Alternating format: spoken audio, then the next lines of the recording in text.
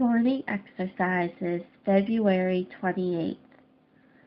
Having loved his own which were in the world, he loved them unto the end. John 13:1. These words refer immediately to the 12 disciples of our Lord. But what said he in his intercessory prayer? Neither pray I for these alone, but for them also which shall believe on me through their word. And what part of the statement before us will not extend beyond his first followers? Is it the relation? They are called his own, and they were indeed his own by extraordinary office, but they were far more importantly his own by saving grace, and thus he has a propriety in all Christians. If ye are Christ's, then are ye Abraham's seed. They that are Christ's have crucified the flesh. He has a peculiar right to them from covenant donation and the execution of his trust. They were given him as so many sheep to feed, as so many scholars to teach, as so many patients to heal, as so many captives to redeem. They are therefore not their own, but bought with a price, and the ransom was no less than his own blood. The connection between him and them is so intimate and entire that they are called his heritage, his children, his bride, the members of his body, of his flesh, and of his bones. Yea, they are joined to the Lord, and of one spirit with him. Is it the condition? They were in the world. He was leaving it, and they were to be left in it. And from what it had been to him, they could judge what it would be to them, according to his own intimation. The servant is not greater than his Lord. If they have persecuted me, they will also persecute you. They found themselves, therefore, as lilies among thorns, as sheep among wolves. And he prayed not to have them taken out of the world, but only kept from the evil. And thus it is with his people now. They are in the world, and this is their field of action, and this is their sphere of duty and trial for a season. There they are to serve their generation. There they are to glorify God by doing and suffering his will.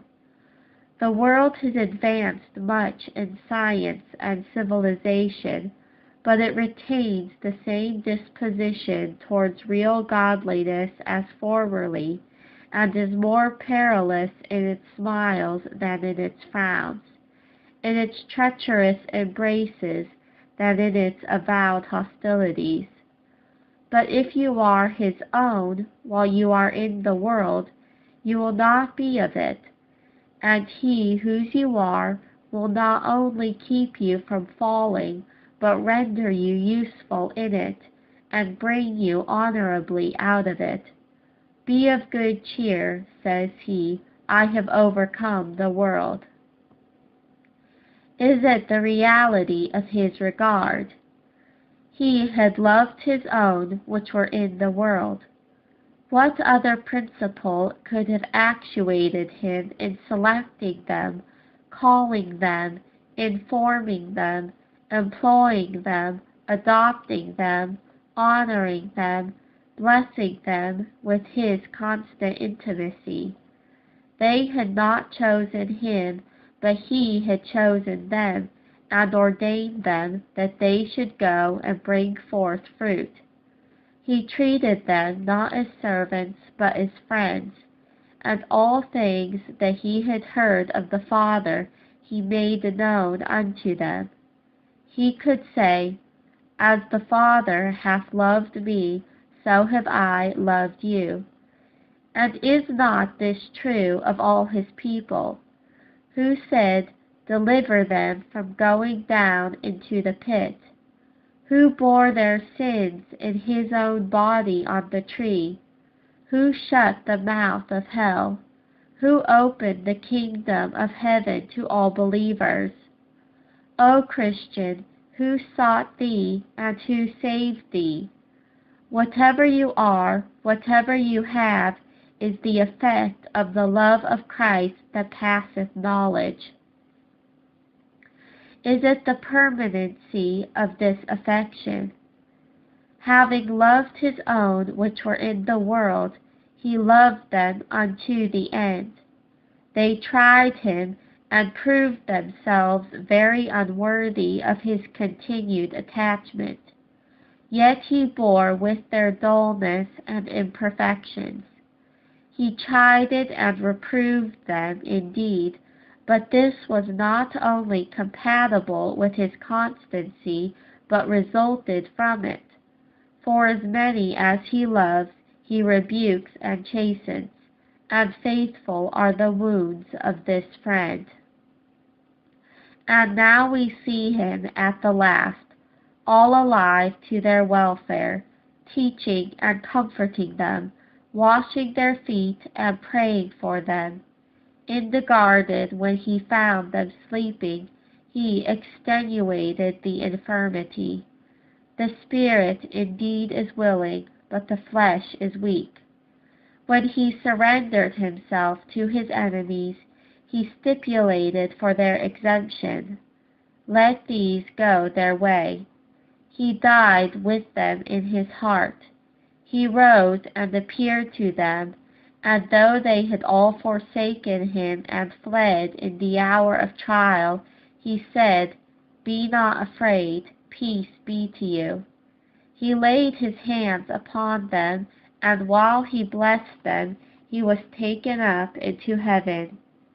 And did he forget them then? He sent them another Comforter, that should abide with them forever. And was this peculiar to them? He is the same yesterday, today, and forever. He rests in his love. He hath said, I will never leave thee, nor forsake thee. A true friend loveth at all times. There are indeed few such friends to be found, but he abideth faithful. Job's brethren proved like a summer's brook. One told David in his distress, Ahithophel is among the conspirators with Absalom. At my first answer, no one, says Paul, stood by me, but all men forsook me. But he adds, Nevertheless, the Lord stood by me and strengthened me. So will it be with all those who trust in him. They shall not be ashamed or confounded, world without end.